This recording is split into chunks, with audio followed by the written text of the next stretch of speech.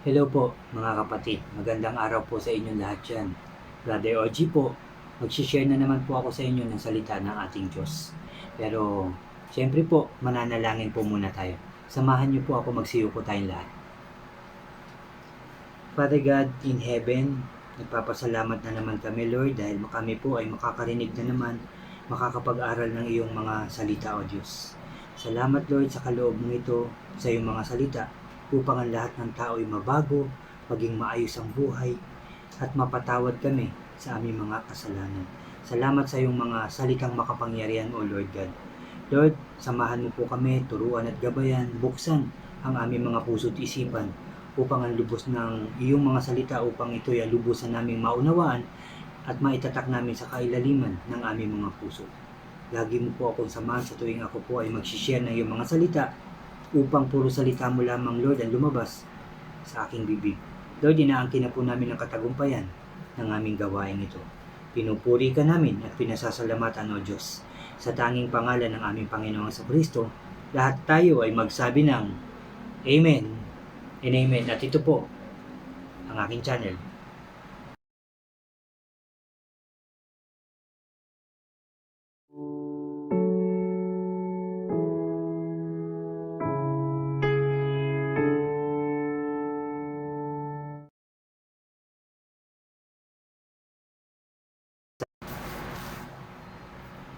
Hello po ulit mga kapatid. Diyan po sa mga bago sa aking channel, huwag niyo pong kalimutan na mag-subscribe po kayo. Paki-like and share niyo po ang aking mga videos at paki-click na rin mga kapatid ang notification bell para lagi po kayong updated sa mga bago ko pang i-upload. Maraming salamat po. Kahapon ang chapter 2 ang aking i-share sa inyo. Ngayon naman mga kapatid, nandito na po tayo sa chapter 3 ng Deuteronomio. Tayo po ay mag-umpisa na.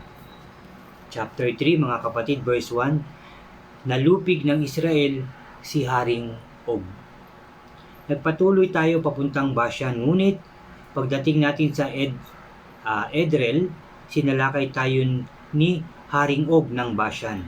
Sinabi sa akin ni Yahweh, huwag kayong matakot sa kanya sapagkat matatalo ninyo sila tulad ng ginawa ninyo kay Haring Sihon ng Hesbon at sa mga Amoreo. Verse 3, sa tulong ni Yahweh, natalo nga natin si Haring Og.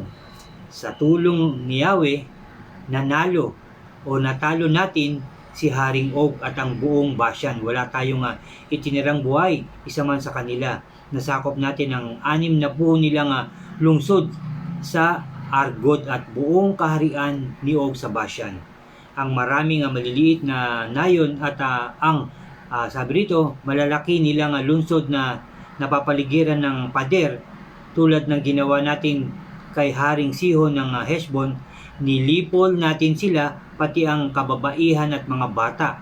Ang itinira lamang natin ay ang hayop at iba pang ari-arian nilang sinamsam natin. Wala silang itinirang mga tao doon mga kapatid. Verse 8, nasakop natin noon ang lupain ng dalawang haring Amoreo, ang lupain nila sa silangan ng Jordan mula sa ilog Arnon hanggang sa bundok ng Hermon. Sabi dito, Sirion ang tawag ng mga taga-Sidon sa bundok ng Hermon at sa Sir naman ang tawag doon ng mga Amoreo.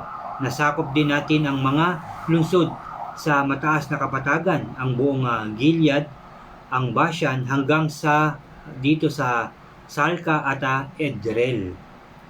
Edrei mga kapatid na pawang sakop ni Haring Og. Si Haring Og lamang ang natira sa mga taga-Ephraim o Rephaim. Sabi dito, ang kabaong niyang bato ay 4 na metro ang haba at 2 metro ang lapad. Ito ay nasa lungsod ng Raba sa lupain ng Amon hanggang ngayon. Verse 12, ang mga liping nanirahan sa silangan ng Jordan. Nang masakop na natin ang bansang iyon, ibinigay ko sa lipi ni Ruben at Gad ang lupain mula sa Aroer na nasa tabi ng ilog Arnon at ang kalahati ng Gilead mga kapatid.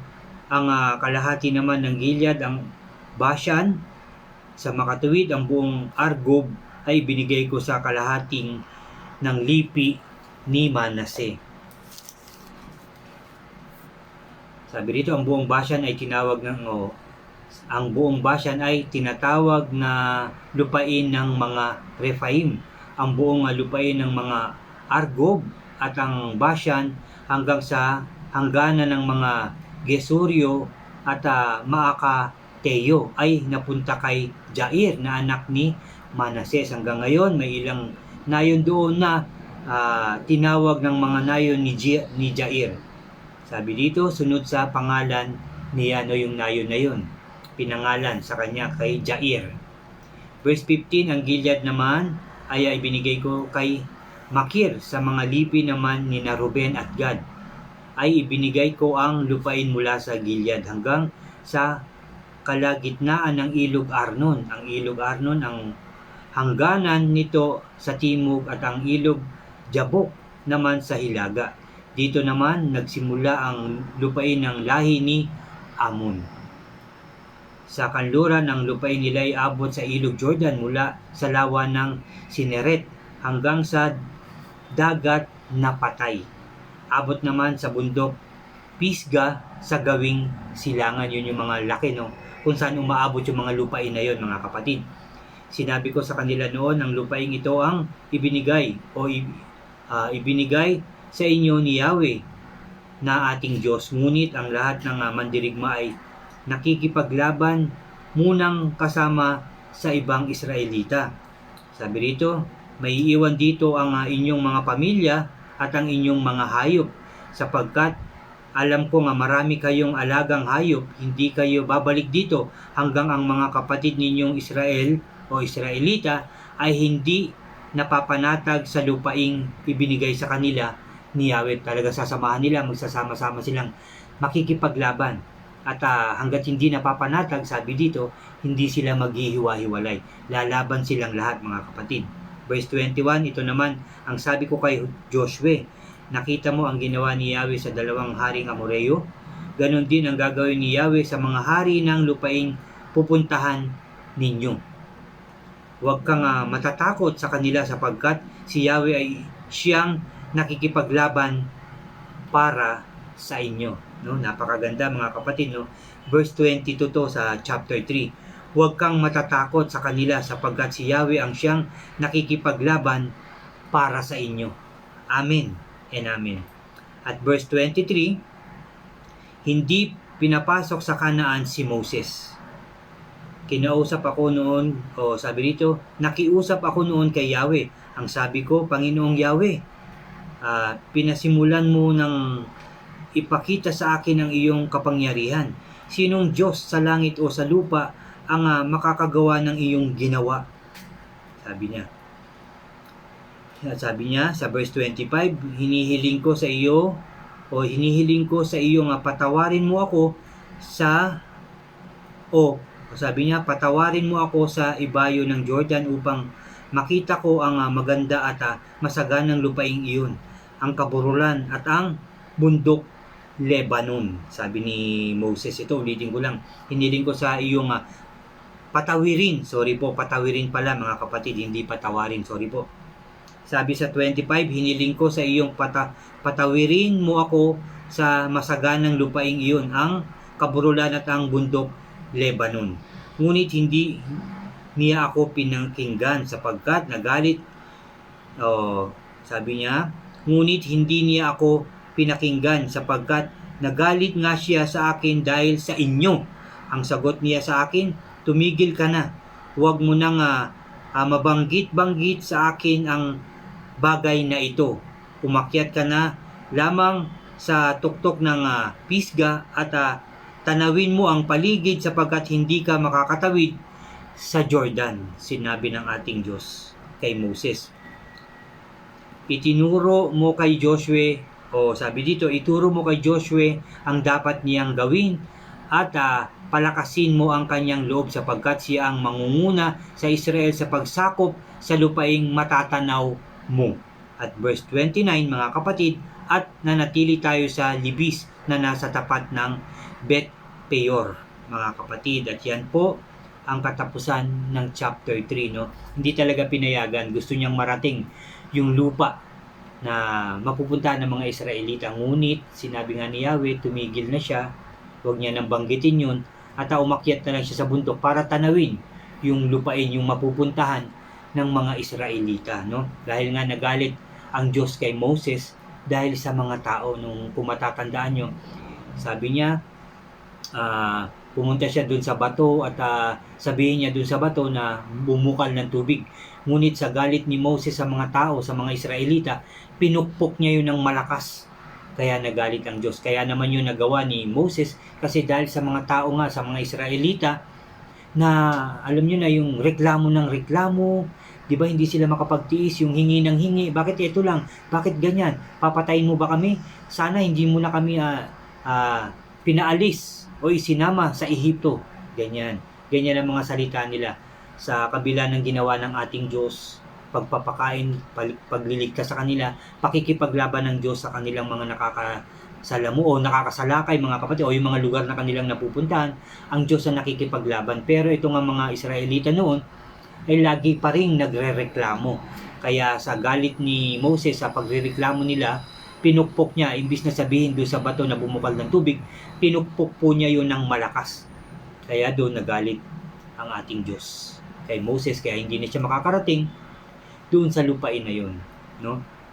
So yun po, no? So yung kanina yung binasa ko nga na napakaganda, di ba, na yun nga na wag siyang wag siyang matakot o wag silang matakot dahil sasamahan sila ng ating Diyos, sabi. At yun nga, no, at makakarating sila dun sa kanilang pupuntahan. Hindi nga lang makakasama si Moses, mga kapatid, no? So ulitin ko lang, yan po ang katapusan ng chapter 3, mga kapatid, na talagang ginabayan pa rin sila. Sinabi rito na mauuna siya lagi sa pakikipaglaban o anuman yung kaguluhan o anuman yung tatahakin nating kaguluhan, mga kapatid. Kung tayo ay magtitiwala at susunod sa ating Diyos, hindi niya tayo pababayaan. Mauuna siya sa pakikipaglaban bago pa tayo dumating doon, natalo na natin. Natalo na ng Diyos ang kalaban, kaya panalo na tayo. Dahil yan sa ating Diyos, at yan ang mangyayari kung ikaw ay lubusang magtitiwala, susunod sa ating Diyos. Sa kanyang mga sinasabi, mga inuutos sa atin, mananalo tayo ng mananalo. Hindi tayo matatalo ng ating kaaway o mga kalaban, mga kapatid. Yan ang pangako ng ating Diyos sa iyo at sa ating lahat. Salamat sa ating Diyos. Yan po ang pinasasabi sa atin ng ating Diyos, na huwag tayong manghina, matakot, kundi tayo ay laging maging malakas ang loob, magtiwala sa ating Diyos dahil hindi po niya tayo pababayaan. Amen and amen. Muli mga kapatid, salamat sa ating Diyos at maraming ding salamat sa inyo mga kapatid sa pakikinig nyo na naman ng salita ng ating Diyos. Mga kapatid, mananalangin po tayo ulit. Samahan niyo po ako, ihanda niyo po ang inyong puso't isipan at kayo din po ay manalangin ng gusto niyong sabihin sa ating Diyos dahil siya po ay nakikinig sa mga oras na to. Magsiyo po tayo. Aming Diyos na makapangyarihan sa lahat, maraming salamat na naman po sa iyong mga salita na aming narinig at napag-aralan ngayong araw na to. Salamat po dahil sinasabi mo po na kami po ay laging maging malakas ang loob, maging matapang, dahil hindi mo po kami pababayaan, niiiwanan, O Lord, dahil yan po ang iyong pangako sa bawat isa. Sasamahan mo po kami at ikaw ang mangunguna sa aming mga laban. Salamat Lord, salamat Jesus, salamat Holy Spirit dahil ang pangakong yan ay nakarating na naman sa amin, O Lord God. Salamat po sa iyong kabutihan at pagmamahal sa amin lahat. Salamat Lord sa kaligtasan, kalakasan ng aming katawan, kagalingan ng lahat ng may karamdaman, pagkain, pera at magagandang bagay na ipinagkakaloob mo sa amin lahat. Sa kabila ng aming pagkukulang, pagkakamali at pagkakasala sa inyo Lord, patuloy mo pa rin kaming pinapatawad, binibiyayaan, pinagpapala at pinakikinggan ang aming mga panalangin. Thank you Lord, thank you Jesus, thank you Holy Spirit. Salamat po Lord dahil alam ko po na magiging maayos na rin ang kalagayan ng bawat tao, bawat pamilya, bawat lugar, at bawat bansa. In Jesus' name, O God, in Jesus' name. Salamat po muli sa pagmamahal mo sa bawat isa, sa pakikinig mo ng aming mga panalangin at pagtupad ng aming mga panalangin. Salamat Ama, salamat Jesus, salamat Holy Spirit. Lord, salamat sa lahat. Tagumpay namin, sunod-sunod, in Jesus' name. Salamat din po sa pagpapala, kalakasan, kaayusan, kasiyahan, katagumpayan naming lahat, O Diyos, lalo-lalo na ng mga pastors and bishop, leaders na totoo at patuloy na naglilingkod sa iyo. Thank you, Lord God. Thank you, Jesus. Thank you, Holy Spirit. Pinupuri ka namin, pinasasalamatan, sinasamba at dinadakila. Sa iyo lamang, O Diyos, ang pinakamataas na papurit pagsamba. Sa ngalan ng Ama, ng Anak, at ng Espiritu Santo, lahat tayo ay magsabi ng Amen and Amen. Amen po mga kapatid. Amen po. At salamat muli sa ating Diyos. Salamat din sa inyo mga kapatid. God bless po sa inyong lahat. God bless po sa ating lahat. Maraming salamat po.